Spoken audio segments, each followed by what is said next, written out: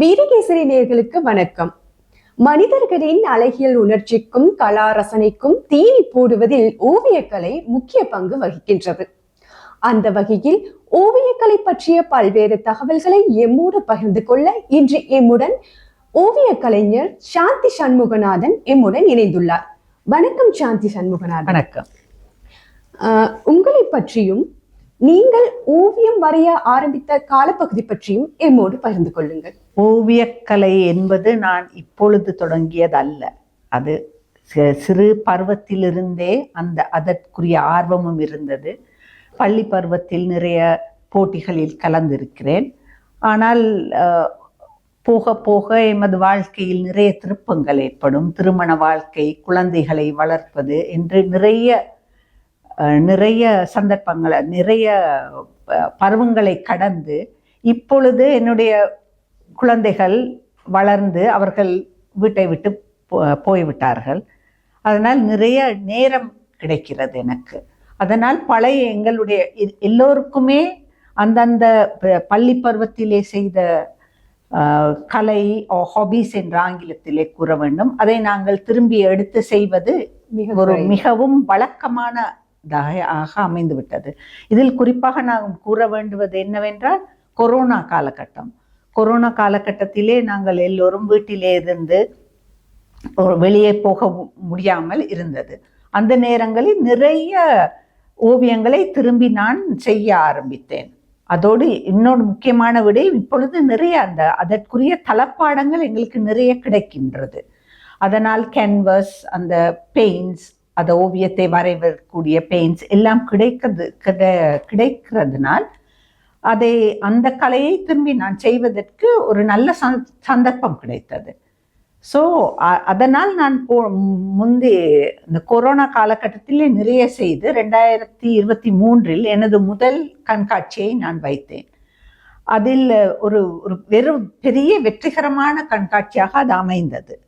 நான் 2 பெறுபேறு, அதிலிருந்து வந்த பெறுபேறுகளை நான் படித்த கல்லூரிக்கு, நான் படித்தது கண்டியில் மோப்ரே கல்லூரியில் படித்தேன். அந்த கல்லூரியின் விருத்திக்காகவும் இன்னொரு பகுதியை ரோட்டரி கழகத்துக்காகவும் கொடுத்தேன். ஏனென்றால் நான் ரோட்டரி கழகத்தில் அங்கத்தினராக இல்லாவிட்டாலும் எனது கணவர் அதில் மிகவும் ஐக்கியமாகி இருக்கிறார். ஸோ அவருக்காக நான் ஒரு பெரிய தொகையை கொடுத்தேன். ஸோ அந்த கண்காட்சியில் வந்த வெற்றிகரமாக அமைந்ததனால் அது ஒரு பெரிய ஊக்குவிப்பாக எனக்கு அமைந்தது. அதனால் அப்பொழுதிலிருந்தே ஏன் இதை நாங்கள் திரும்பி செய்யக்கூடாது என்று. ஸோ ஒரு வருடம் 2024 ரோட்டரி கழகத்தில் நான் குறிப்பாக நான் செய்ய போகிற இந்த கண்காட்சியிலிருந்து வரும் பெறுபேறுகளை ஒரு நல்ல ஒரு நன்கொடையாக நல்ல ஒரு அமைப்பிற்கு கொடுப்பதற்கு தீர்மானித்தேன். அதாவது இந்த குழந்தைகளின் இதய நோய் சம்பந்தப்பட்டது. ரோட்டரி கழகத்தில் இந்த குழந்தைகளுக்கு, அதாவது ஹோல் இன் த ஹார்ட், இந்த பெல்வ், அப்படி நிறைய பிரச்சனைகள் குழந்தைகளுக்கு இருக்கும். அந்த குழந்தைகளுக்கு இலங்கையிலும் நிறைய மருத்துவமனைகளில் ஆபரேஷன் செய்கிறார்கள். முடியாத, அதாவது ரொம்ப மிகவும் சிக்கலான ஆபரேஷன்ஸை கொச்சினில் ஒரு ஆஸ்பத்திரி, இந்தியாவில் கேரளாவில் அங்கே அதாவது மருத்துவ செலவின்றி இந்த பெற்றோர்களை அழைத்து சென்று செய்கிறார்கள். அது ஒரு பெரிய உதவியாக இருக்கிறது குழந்தைகளுக்கு. அப்பொழுது நான் அந்த திரு கருணாகரன் அவர்கள், ரோட்டரி கழகத்தை திரு கருணாகரன் அவர்கள், பாஸ் கவர்னர், அவரிடம் நான் ப்ராமிஸ் பண்ணேன், அதாவது சத்தியம் பண்ணி கொடுத்தேன், நான் இதை செய்து கொடுக்கிறேன் என்று. அப்போ இது 2023 கடைசியாக செய்த கண்காட்சியினாலும் 4 ஆகி இப்பொழுது 3 வருடங்கள் ஆகிவிட்டது. ஏனென்றால் ஒவ்வொரு ஓவியத்துக்கும் நிறைய நேரம் செலவிட வேண்டியிருக்கிறது. அதனால் அதாவது அது அழகாக கடைசி பெர்ஃபெக்ஷனாக வர்றதுக்கு நிறைய நீண்ட நேரம் செலவு பண்ண வேண்டியிருந்தது. அதனால் இந்த முறை எண்ணிக்கை குறைவாகத்தான் இருக்கிறது, ஆனால் திருப்தியாக இருக்கிறது, எனக்கு திருப்தியாக இருக்கிறது. உங்களது ஓவியங்கள் இயற்கை சார்ந்ததாக இருக்கின்றதா அல்லது சமூக விழிப்புணர்வு ஊட்டுவது சார்ந்ததாக இருக்கின்றதா? எதை பற்றி உங்களது ஓவியங்கள் கூறுகின்றது? என்னுடைய இந்த ஓவிய தலைப்பு மியாண்டரிங் மூட்ஸ்.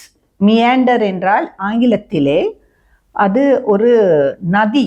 நதி சில நேரம் வளைந்து போகும், சில நேரம் மிகவும் வளைந்து போகும், சில நேரங்களில் நேராக போகும். அப்படி நிறைய வடிவமைப்புகளோடு ஒரு நதி போகும். அதுதான் மியாண்டர் என்று சொல்வது.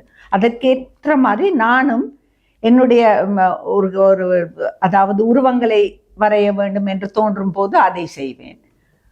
பூக்களை வரையும் போது அந்த அந்த அந்த அந்த மாதிரி காலகட்டத்தில் பூக்கள், பறவைகள், மிருகங்கள், அப்படி வித்தியாசமானது. என்னுடைய ஓவியங்கள் மிக மிக வித்தியாசமான வடிவமைப்பை கொண்டு அமைந்துள்ளது. அதில் நான் ஒரு 3-4 வகைப்பட்ட வகையறாகளாக நான் பிரித்திருக்கிறேன். முதலில் குறிப்பாக நான் கூற வேண்டுவது என்னவென்றால் மலையகம் 200. மலையகம் 200 என்பது மலையகத்திற்காக இந்தியாவிலிருந்து நிறைய தொழிலாளிகள் 1823ஆம் ஆண்டு வரவழைக்கப்பட்டார்கள். அவர்களின் வாழ்க்கை, அவர்களின் கோயில் திருவிழாக்கள், அவர்களின் கலாச்சாரம், அப்படி அதை அடிப்படையாக கொண்டு நிறைய ஓவியங்களை இந்த முறை செய்திருக்கிறேன். அதை தவிர இலங்கையை பொறுத்தவரை எங்களுடைய நாடு அழகான பூக்களையும் வடிவமைப்புகளையும் கொண்டு ஒரு அழகையான தீவாகும். ஸோ அதை அடிப்படையாக வைத்தும் நிறைய செய்திருக்கிறேன். அதை தவிர இந்தியாவில் இருக்கிற, அதாவது பெங்கால் சித்திரங்கள் என்றால் இதெல்லாம் 2500 வருஷங்களுக்கு முன்பு தொடங்கிய பழமையான சித்திரங்கள். அந்த ஓவியங்களில் இருந்து நிறைய எப்படி சொல்வது, ஐடியாக்களை எடுத்து என்னுடைய கற்பனை, என்னுடைய இமேஜினேஷனில் நிறைய செய்திருக்கிறேன். அதனால் வேறுபட்ட வடிவமைப்பு, வேறுபட்டது ஒன்று தான் என்று இல்லை, நிறைய வகையாக இருக்கிறது. அதில் ஒன்று ஆயில் செய்திருக்கிறேன், அக்ரிலிக்ஸ், டெக்ஸ்சர் பெயிண்டிங், அப்படி நிறைய வகையாக செய்திருக்கிறேன். நீங்கள் ஓவியங்களை தீட்டுவதற்கு என்ன வகையான பொருட்களை பயன்படுத்துகின்றீர்கள்? அதாவது முக்கியமாக கூடுதலாக நான் செய்திருப்பது கேன்வஸ் பெயிண்டிங்ஸ் தான். ஏனென்றால் நாங்கள் ஒரு விலை நிர்ணயிக்கப்பட்டு விற்கும் போது நாங்கள் அதை ஒழுங்கான ஒரு குறிப்பிட்ட விலையை நிர்ணயிக்கிற போது அதை நாங்கள் ஒரு நல்ல தளப்பாடங்களை செய்வது மிகவும் முக்கியமான விடயமாகும். அதாவது விலையை கொடுத்து நம்ம அதற்குரிய பணத்தை வாங்கிவிட்டு ஒழுங்கான தளப்பாடங்களை செய்யாவிட்டால் அது ஒரு நல்ல விடயம் அல்ல. அதனால் கேன்வஸ் பெயிண்டிங்ஸ், 2-3 ஜூட் பெயிண்டிங் செய்திருக்கேன். ஜூட் என்னன்னா சணல் துணி, அதாவது இங்கே கிடைக்காது, அதை நான் வெளிநாட்டில இருந்து கொண்டாந்து ஒயிட் கலர் நிறங்களில் கொண்டு வந்து இந்த முறை செய்திருக்கிறேன் ஜூட் பெயிண்டிங். உங்களுடைய வாழ்க்கையில் ஓவியக்கலை எவ்வாறான ஒரு பங்கை வகிக்கின்றது? மிகவும் முக்கியமான பங்கு. ஏனென்றால் நான் பள்ளி பருவத்தில் இருந்து ஓவியங்களை வரைந்து, ஓவியங்கள் மட்டும் அல்லாது ஹேண்ட்ஒர்க், ஹேண்டிகிராஃப்ட், அதை ஆங்கிலத்தில் கூற வேண்டும் என்றால் ஹேண்டிகிராஃப்ட்ஸ், அதாவது சின்ன காலகட்டத்திலே நிறைய பொம்மைகள் செய்வேன். கைவினை பொருட்களை நிறைய செய்வதில் மிகவும் ஆர்வமாக இருந்தேன். அது ஒவ்வொன்றாக மாறி மாறி மாறி வந்து இப்ப கேன்வஸ் பெயிண்டிங்கோடு நிற்கின்றது. நீங்கள் இதற்கு முன்னர் ஓவியக்கலை பயின்றிருக்கின்றீர்களா? ஓவியக்கலை பற்றி பயிற்சிகளை பெற்றிருக்கீர்களா? அதாவது நான் ஓவியக்கலை என்றது நான் கூறியப்பது வருடங்களுக்கு முந்தையே நிறைய சில ஆசிரியர்கிட்டையும் கொஞ்ச காலம் போனேன். அதுக்கு பிறகு நான் என்னுடைய படிக்கின்ற கால அதற்கு பிறகும் 1-2 ஓவிய ஆசிரியர்கள்ட்ட அவர்களுடைய உதவியை நான் பெற்றுள்ளேன். ஆனால் என்னுடைய ஐடியாக்களை, என்னுடைய சிந்தனைகளை அந்த கேன்வஸில் போடுவது மிகவும் முக்கியமான விடயமாக ஒன்று இருந்தது. இன்னொன்று என்னென்றால் இப்பொழுதைய காலகட்டத்தில் எங்களுக்கு இணையதளம், இன்டர்நெட் இணையதளம் ஒரு பெரிய ஆசிரியராக இருக்கிறது. ஏதாவது ஒரு படத்தை வரைய வேண்டும் என்றால், ஒரு பூவோ இல்லாட்டி அது ஒரு உருவமோ எந்த போக்கில் நாங்கள் வரைய வேண்டும் என்பதற்கு இணையதளத்தை தட்டிவிட்டால் உடனடியாக எங்களுக்கு அதில் ஹெல்ப் வருது. இப்போ இணையதளத்தில் இன்டர்நெட் இதில் நிறைய கற்றுக்கொள்ள முடிகின்றது. ஓவியக்கலையில் உங்களுடைய மிகப்பெரிய இலக்கு என்ன? பெரிய இலக்கு என்று நான் கூற மாட்டேன். ஏனென்றால் போன தடவை கண்காட்சியும் நான் அதை நன்கொடைக்காகத்தான் செய்தேன். இந்த முறை செய்வதும் என்னுடைய முக்கியமான குறிக்கோள் நன்கொடை செய்து ஏதோ எங்களுக்கு முடிந்த அளவு உதவி, பெரிய உதவி இல்லாவிட்டாலும் ஒரு சின்ன உதவியை செய்வதில் ஒரு மகிழ்ச்சியாக இருக்கிறது. ஒரு ஓவியத்தை வரைவதற்கு எவ்வளவு நேரம் எடுப்பீர்கள்? அதை பெர்ஃபெக்டாக எடுப்பதற்கு மிகவும் நாளாகும். ஆனால் நான் ஒன்று கவனித்தேன், போன தடவை கண்காட்சியிலே ஒரு 2-3 மணி நேரத்தில், அதாவது கிச்சன் ஸ்பாஞ்சை வச்சு சும்மா இப்படி வரைஞ்சு 2-3 மணி நேரத்தில் முடிஞ்சது தான். மிகவும் ஆசையாக, மிகவும் ஆர்வமாக எல்லாரும் வந்து கேட்டார்கள். அதைத்தான் முதல் பெயிண்டிங்காக நான் விற்றேன் என்று சொல்ல வேண்டும். ஒரு 3-4 மணி நேரத்திலே சும்மா வரைஞ்சி கிச்சன் ஸ்பாஞ்சை வச்சு வரைஞ்சி டச்சப் பண்ணினது. அது அவ்வளவு அதை விருப்பப்பட்டார்கள். அதனால சில ஓவியங்கள் மிகவும் நாளாகும் அதை செய்து எடுத்து, ஆனால் அதை யாரும் திரும்பி கூட பார்க்க மாட்டார்கள். அதனால சொல்ல முடியாது. நீங்கள் முதலில் வரைந்த ஓவியம் எது? முதலில் வரைந்தது என்று ஆயில் பெயிண்டிங் என்று சொல்லும் போது 1992ஆம் ஆண்டு, அதாவது என்னுடைய கடைசி மகன் நான் அப்பொழுது அவர் பிறந்து கூட இருக்கவில்லை, அந்த நேரத்திலே தான் அதை நான் ஆரம்பித்தேன். ஆனால் அந்த ஓவியங்கள் எல்லாம் 2023 கண்காட்சியில் எல்லா ஓவியங்களும் விற்கப்பட்டு விட்டன. உங்களுக்கு பிடித்த ஓவியர் யார்? நிறைய இருக்கிறார்கள். என்ன மனங்கவர்ந்த ஓவியர் இலங்கையிலே பொறுத்தவரை ஜார்ஜ் கீட் எல்லாரும் நல்லா செய்கிறார்கள். சேனக்க சேனநாயக், ஒவ்வொருத்தருடைய ஓவியங்களும் ஒவ்வொரு விதமாக இருக்கிறது அல்லவா? அதனால் நாங்கள் குறிப்பாக இவரைத்தான் பிடிக்கும் என்று நம்ம சொல்ல இயலாது. இந்தியாவில் இருக்கிற சில ஓவியர்களும், ஒரு ஓவியர், அவர் ஒரு பெண் ஓவியர், அவர் இப்பொழுது இல்லை, அவர் 1998ஆம் ஆண்டு இறந்து விட்டார். அவருடைய ஓவியங்களை நாங்கள் எடுத்து பார்த்தால் மிகவும் முக்கியமாக கிராமத்து பெண்களைத்தான் அவர் வரைவார். அப்போ ஒருத்தர் கேள்வி கேட்டிருந்தார், ஏன் இந்த பெண்கள் பார்த்தா சரியான சோகமாக இருக்கிறார்கள் என்று. அதற்கு அவர் சொன்ன பதில் மிகவும் கவலையான ஒரு பதிலாகும். அவர் சொன்னார், நான் எந்த கிராமத்துக்கு போனாலும் பெண்களின் முகத்தில் சந்தோஷமே இல்லை, நான் அதைத்தான் என்னால் ஓவியமாக வரைய முடியும் என்று. அது மிகவும் ஒரு என்ன மனத்திலே ஒரு தாக்குதல் ஏற்பட்டது. ஆனால் நான் என்னுடைய ஓவியங்களில் நிறைய ஒரு புன்னகையை போட்டிருக்கிறேன்.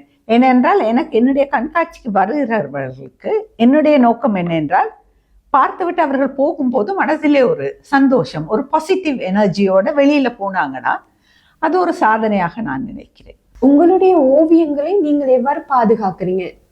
இப்ப டிஜிட்டலைஸ் பண்ணி வச்சிருக்கீங்களா, இல்லாட்டி எப்படி பாதுகாக்கிறீங்க இவ்வளவு நாள் வரைந்த ஓவியங்கள்? நிறைய போன முறை எனக்கே ஆச்சரியமான விடயம் என்னவென்றால் 65 ஓவியங்களை நான் விற்றேன். பெரிய ஒரு நம்பர். ஏனென்றால் நான் எதிர்பார்க்கவில்லை. கொஞ்சம் கஷ்டம்தான், அதாவது அதை ஸ்டோர் பண்ணி வைக்கிறது பெரிய கஷ்டம். அதாவது ஒரு அறையிலே போட்டு பூட்டி வைத்தால் இந்த இலங்கையில் ட்ராபிக்கல் வெதர், எங்களுடைய காலநிலைக்கு அதிலே அந்த பூமணம் அந்த மாதிரி பூஞ்சனம் பிடிக்கும். அதனால மிகவும் கவனமாக ஓரளவு வெயில் படக்கூடிய இடங்களில் வைப்பது மிக முக்கியமான ஒரு விடயமாகும். ஆனால் இப்படி கண்காட்சி வைத்து அது வித்து போயிடுச்சுன்னா அது எனக்கு ஒரு பெரிய நிம்மதியாக இருக்கும். ஏன்னா திரும்பி கொண்டு போய் வச்சு அதை பாதுகாக்க வேண்டும். நீங்கள் உங்களது ஓவியத்தில் கையாளும் யுத்திகள் மிகவும் முக்கியமான ஒரு விடயம் என்னென்றால், நான் என்னுடைய கணிப்பில் ஒரு ஓவியத்தை பாதி முடித்து விட்ட பிறகு நீங்கள் அதை ஒரு போட்டோகிராஃப் எடுக்க வேண்டும். போட்டோ எடுத்து அதை கம்ப்யூட்டரில் போட்டு பார்க்கும்போது, அதாவது மானிட்டரில் போட்டு பார்க்கும்போது அதில் குறைகள் உங்களுக்கு நிறைய தெரியும். அந்த போட்டோவில் தான் நிறைய நீங்கள் கணிக்க முடியும். அதனால் உடனே அதை திருத்திக் கொள்றதுக்கு நிறைய வாய்ப்புகள் இருக்கின்றன. ஆமா, நேரா பார்க்கறதை விட அதை ஒரு புகைப்படமாக எடுத்து மானிட்டர்ல போட்டு பார்க்கும் நீங்கள் ஒரு பார்வையாளராக, நாங்களே ஒரு பார்வையாளராக மாறி அது நிறைய திருத்தங்கள் செய்ய வேண்டி இருக்கும். ஒரு ஓவியருக்கு இருக்க வேண்டிய மிக முக்கியமான பண்பு அப்படின்னா நீங்க என்னத்த சொல்லுவீங்க? அப்படி சொல்லிவிட முடியாது என்றால் யார் வேண்டுமானாலும் ஓவியம் வரையலாம். சிலர் மிகவும் நன்றாக ஓவியத்தை பயின்று கொடுப்பார்கள். அப்படி இப்போ எனக்கு நான் யாருக்கும் டீச் பண்ணுற அளவுக்கு நான் அதில் ஒரு திறமை பெற்று இல்லை. அதனால் ஒவ்வொருத்தருடைய ஓவியமும் ஒவ்வொரு வித்தியாசமாக இருக்கிறது இல்லவா? அதனால் நாங்கள் அந்த கேள்விக்கு பதிலளிப்பது கொஞ்சம் சிரமமான விடயமாகும். இப்போ ஓவியம் வரைய ஆசைப்பட்டு ஓவியம் வரைகிறதுக்கு ரெடியாக இருக்கவங்களுக்கு நீங்கள் என்ன, அதை கற்றுக்கொள்ள விரும்புகிறவங்களுக்கு நீங்கள் என்ன சொல்ல விரும்புகிறீங்க? முதற்கட்டமாக நம்மளுக்கு அந்த ஓவியத்திலே செய்து காட்ட வேண்டும் என்பதற்கு தைரியம் வேண்டும். எதை பற்றியும் கவலைப்படக்கூடாது. யாரும் எதை சொன்னால் சொல்லிட்டு போகட்டும். நிறைய கண்காட்சிகளுக்கு நான் போவேன். சில ஓவியங்களை பார்த்தால் இவ்வளோ சாதாரணமான ஓவியத்தையும் வச்சிருக்கிறாங்க. ஆனால் மிக முக்கியமான விடயம், நம்ம பாராட்ட வேண்டிய விடயம் என்னவென்றால் அவர்களுடைய விடாமுயற்சியும் தன்னம்பிக்கையும். தன்னம்பிக்கை தான் மிகவும் முக்கியம். அது எங்கள் கண்களுக்கு அது நன்றாக இல்லாவிட்டாலும் சிலருக்கு அது மிகவும் அழகாக தெரியலாம். அந்த தன்னம்பிக்கையை வைத்து கொண்டால் நாங்கள் எங்கேயும் போய் எதையும் சாதிக்கலாம் என்பது தான் என்னுடைய நம்பிக்கை. ஜனவரி மாதம் இடம்பெறவிருக்கும் கண்காட்சி பற்றி கூறுங்கள். இந்த ஜனவரி மாதம் 10ஆம் தேதியும் 11ஆம் தேதியும் லயனல் வென்ட் கலையரங்கில் என்னுடைய கண்காட்சியை வைக்க நான் தீர்மானித்துள்ளேன். இதில் வரும் பெறுபேறுகளை முதற்கண்டே நான் சொன்னது போல இந்த குழந்தைகளின் இருதய சிகிச்சைக்காக நான் கொடுப்பதற்கு தீர்மானித்துள்ளேன். நீங்கள் அங்கே வந்து ஓவியங்களை வாங்காவிட்டாலும் பரவாயில்லை, ஓவிய கண்காட்சிக்கு வருகை தந்து ஒரு ஆதரவை அளித்தால் அதை நான் மிகவும் பெரிய ஒரு விஷயமாக கருத்தில் கொள்வேன். ஸோ ஜனவரி 9ஆம் தேதி 10ஆம் தேதியும் 11ஆம் தேதியும் காலை 10 மணியிலிருந்து மாலை 6 மணி வரைக்கும் இந்த கண்காட்சி திறந்திருக்கும். நீங்கள் அங்கே வருகை தந்து, இல்லாவிட்டால் சில ஓவியங்கள் ஏற்கனவே விற்கப்பட்டு விட்டால் நீங்கள் என்னிடம் சொல்லலாம். இந்த மாதிரி ஓவியம் எனக்கு ஒன்று வரைந்து தர முடியுமா என்று நீங்கள் கேட்டால் அதை கட்டாயமாக என்னால் செய்து கொடுக்க முடியும் என்று நான் நம்புகிறேன். ஓவியக்கலை பற்றி உங்களுடைய கருத்து? ஒவ்வொருத்தருக்கும் ஒவ்வொரு கலை, அதாவது ஹாபி என்று சொல்வார்கள் ஆங்கிலத்தில் சொல்ல வேண்டும் என்றால், ஒவ்வொருத்தருக்கு சிலருக்கு தையற்கலையில் மிகவும் ஆர்வம் இருக்கும். சிலருக்கு கார்டனிங் என்ற தோட்டக்கலை என்று சொன்னால் அதில் எனக்கும் மிகவும் ஆர்வம் இருக்கிறது. அதனால் ஒவ்வொருத்தருக்கும் ஒவ்வொரு கலை இருக்கும். அந்த கலை என்னவென்று நாங்கள் ஊகித்து அதை நாங்கள் என்னுடைய வயதான காலகட்டத்திலே அதை நாங்கள் செய்தோமானால் மனதுக்கும் திருப்தியாக இருக்கும். இப்பொழுது நிறைய எங்களுடைய வயதை சார்ந்தவர்களுக்கு நிறைய வியாதிகள், டிமென்ஷியா, அல்சைமர்ஸ் என்று நிறைய வருகிறது. அது வந்தால் அதை நாங்கள் தவிர்க்க முடியாது. ஆனால் இந்த மாதிரி கலைகள், ஏதாவது ஒரு கலையை செய்து கொண்டிருந்தால் அது எங்களுக்கும் பொழுது போக்காக அமையும். அந்த மாதிரி பெறுபேறுகளை நாங்கள் நன்கொடை செய்வது சமூகத்திற்கும் நன்மையாக அமையும் என்று நான் கூறுகிறேன். ஓவியக்கலை தாண்டி உங்களது வேற என்ன திறமைகள் இருக்கு? எனக்கு திறமைகள் இருக்கிறதா இல்லையா என்று என்னால் கூறிவிட முடியாது. ஆனால் நான் நிறைய இக்கிபானா கலை, ஜப்பானிய மலர் கலை, அதில் அந்த இக்கிபானா அமைப்பு இலங்கையிலே இருக்கிறது. அதில் நான் நீண்ட காலமாக கிட்டத்தட்ட 24 வருடங்களாக அங்கத்தினவராக இருக்கிறேன். அதில் மிகவும் ஈடுபாடு கொண்டு இருக்கிறேன். அந்த இக்கிபானா மலர்கலை, மலர் வடி அலங்கார கலை செய்வதில் மிகவும் நான் இருக்கிறேன். அதோடு பான்சாய் கலையும் செய்வேன். இந்த மாதிரி மற்ற இந்த ஓவிய கலை தவிர ஏனைய விடயங்கள், அது சமையற்கலையிலும் எனக்கு மிகவும் ஆர்வம் இருக்கிறது. அதனால் எங்களுக்கு பிடித்ததை செய்து கொண்டு போக வேண்டியது. ஓவியக்கலை பற்றி பல்வேறு விடயங்களை எம்மோடு பகிர்ந்து கொண்டமைக்கு நன்றி. நன்றி, வணக்கம்.